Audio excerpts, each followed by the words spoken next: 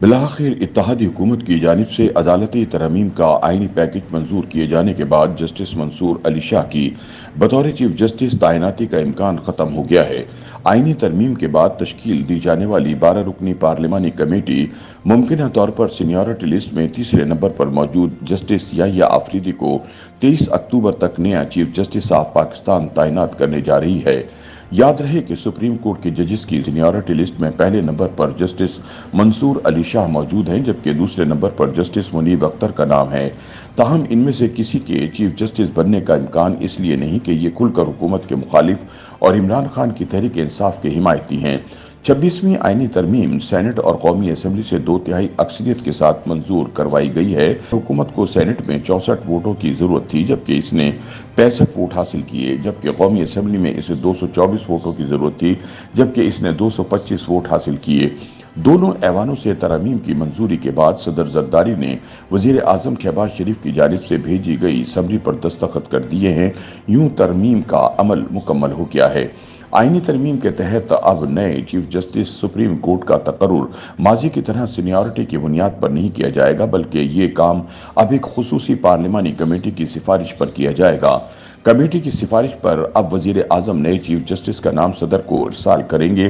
کسی جج کی جانب سے بطور چیف جسٹس نامزدگی قبول کرنے سے انکار کی صورت میں اگلے سینئر ترین جج کو اس عہدے کے لیے نامزد کیا جائے گا۔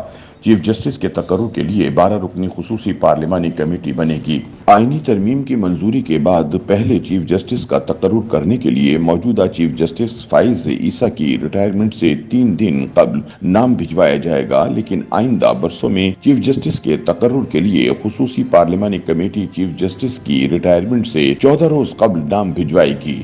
12 رکنی خصوصی کمیٹی میں تمام پارلیمانی جماعتوں کی متناسب نمائندگی ہوگی۔ اس کمیٹی میں 8 ارکان قومی اسمبلی سے جبکہ 4 ارکان سینٹ سے ہوں گے۔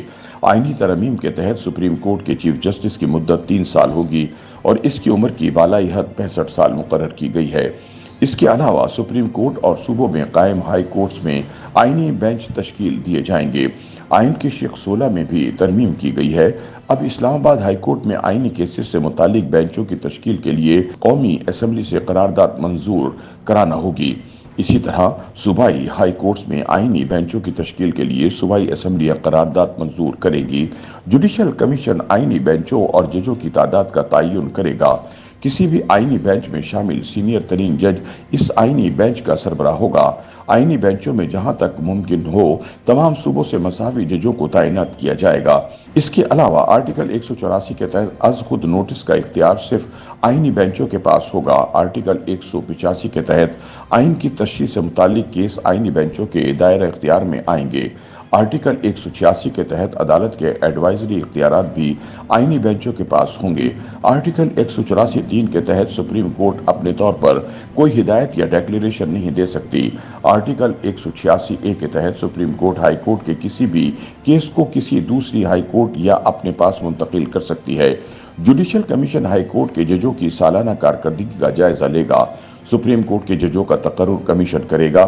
چیف جسٹس کی زیر صدارت کمیشن میں آئینی بینچوں کا سینئر ترین جج بھی شامل ہوگا۔ کمیشن میں سپریم کورٹ کے 3 سینئر ترین جج شامل ہوں گے۔ وفاقی وزیر قانون اٹارنی جنرل بھی کمیشن کے ارکان ہوں گے۔ کم سے کم 15 سال تجربے کا حامل پاکستان بار کونسل کا نامزد کردہ وکیل 2 سال کے لیے کمیشن کا رکن ہوگا۔ 2 ارکان قومی اسمبلی اور 2 ارکان سینٹ کمیشن کا حصہ ہوں گے۔ سینٹ میں ٹیکنوکریٹ کی اہلیت کی حامل خاتون یا غیر مسلم کو بھی 2 سال کے لیے کمیشن کا رکن بنایا جائے گا۔ آئینی ترمیم میں بینکنگ نظام میں آنے والے 3 برس میں سود ختم کرنے کی ترمیم بھی منظور کی گئی ہے۔ آرٹیکل 38 میں ترمیم کی گئی ہے، جس کے تحت 1 جنوری 2028 تک سود کا خاتمہ کیا جائے گا۔ آئینی ترمیم میں آرٹیکل 48 بھی شامل ہے، جس میں ترمیم کی گئی ہے، جس کے تحت وزیر اعظم یا کابینہ کی جانب سے صدر کو ارسال کی گئی تجاویز پر کوئی عدالت، ٹریبیونل یا اتھارٹی سوال نہیں اٹھا سکتی۔ چیف الیکشن کمشنر یا رکن ریٹائرمنٹ کے بعد نئے تقرر تک کام جاری رکھے گا۔ آرٹیکل 229 اور 230 میں ترمیم کی گئی ہے، جس کے تحت پارلیمنٹ یا صوبائی اسمبلیوں میں ہونے والی قانون سازی پر اسلامی نظریاتی کونسل سے رائے لی جا سکے گی۔ کوئی بھی معاملہ 25% ارکان کی حمایت سے اسلامی نظریاتی کونسل کو بھجوایا جا سکے گا۔